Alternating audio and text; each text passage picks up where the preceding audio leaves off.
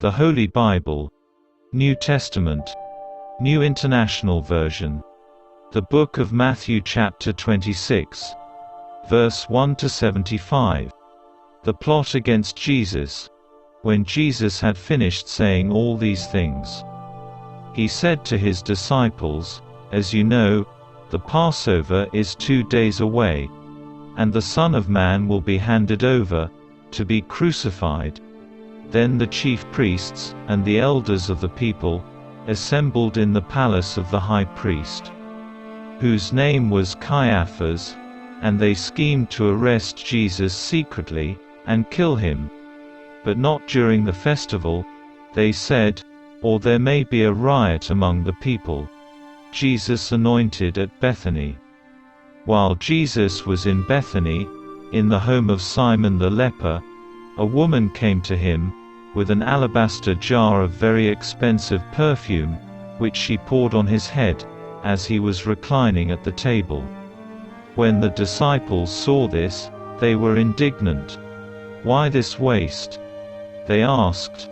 "This perfume could have been sold at a high price, and the money given to the poor." Aware of this, Jesus said to them, "Why are you bothering this woman? She has done a beautiful thing to me. The poor you will always have with you, but you will not always have me. When she poured this perfume on my body, she did it to prepare me for burial. Truly I tell you, wherever this gospel is preached throughout the world, what she has done will also be told, in memory of her." Judas agrees to betray Jesus. Then one of the 12, the one called Judas Iscariot, went to the chief priests, and asked, "What are you willing to give me, if I deliver him over to you?"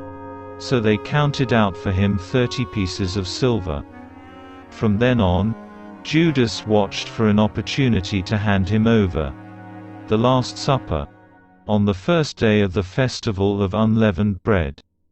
The disciples came to Jesus, and asked, "Where do you want us to make preparations for you to eat the Passover?"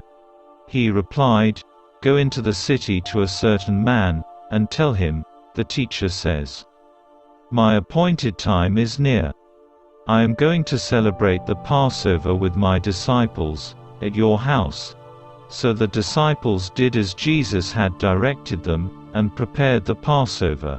When evening came, Jesus was reclining at the table with the 12. And while they were eating, he said, "Truly I tell you, one of you will betray me." They were very sad, and began to say to him one after the other, "Surely you don't mean me, Lord?" Jesus replied, "The one who has dipped his hand into the bowl with me will betray me.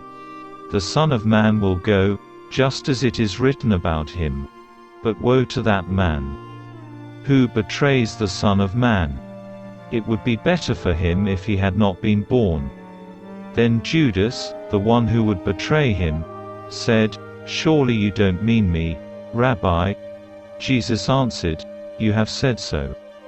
While they were eating, Jesus took bread, and when he had given thanks, he broke it, and gave it to his disciples, saying, "Take and eat. This is my body."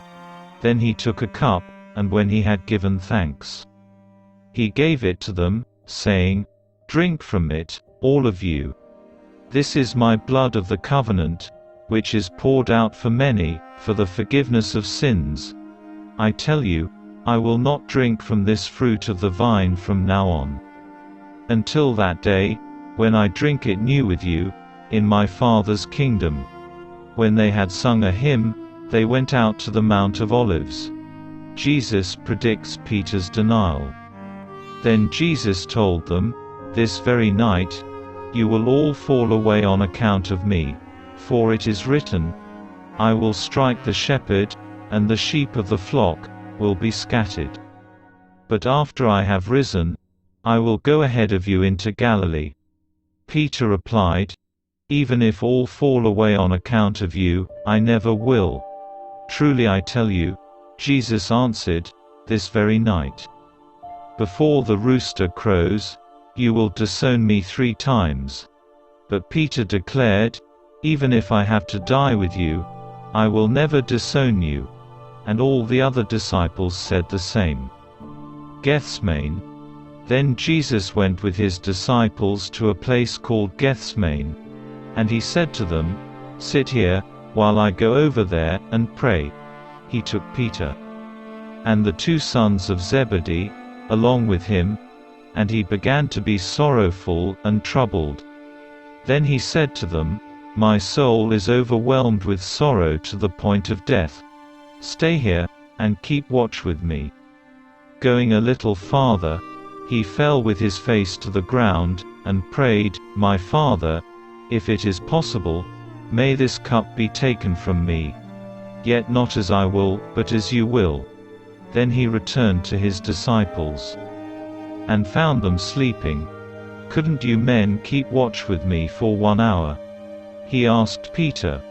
Watch, and pray, so that you will not fall into temptation. The spirit is willing, but the flesh is weak. He went away a 2nd time, and prayed, My Father, if it is not possible for this cup to be taken away unless I drink it, may your will be done. When he came back, he again found them sleeping, because their eyes were heavy. So he left him, and went away once more, and prayed the 3rd time, saying the same thing. Then he returned to the disciples, and said to them, Are you still sleeping and resting? Look, the hour has come, and the Son of Man is delivered into the hands of sinners. Rise, let us go. Here comes my betrayer. Jesus arrested. While he was still speaking, Judas, one of the 12, arrived. With him was a large crowd, armed with swords and clubs, sent from the chief priests and the elders of the people. Now the betrayer had arranged a signal with them. The one I kiss is the man. Arrest him. Going at once to Jesus, Judas said, Greetings, Rabbi, and kissed him. Jesus replied, Do what you came for, friend. Then the men stepped forward, seized Jesus, and arrested him. With that, one of Jesus's companions reached for his sword, drew it out, and struck the servant of the high priest, cutting off his ear. Put your sword back in its place. Jesus said to him, For all who draw the sword will die by the sword. Do you think I cannot call on my Father, and he will at once put at my disposal more than 12 legions of angels? But how then would the scriptures be fulfilled that say it must happen in this way? In that hour, Jesus said to the crowd, Am I leading a rebellion, that you have come out with swords and clubs, to capture me? Every day I sat in the temple courts teaching, and you did not arrest me. But this has all taken place that the writings of the prophets might be fulfilled. Then all the disciples deserted him, and fled. Jesus before the Sanhedrin. Those who had arrested Jesus took him to Caiaphas, the high priest, where the teachers of the law and the elders had assembled. But Peter followed him at a distance, right up to the courtyard of the high priest. He entered, and sat down with the guards to see the outcome.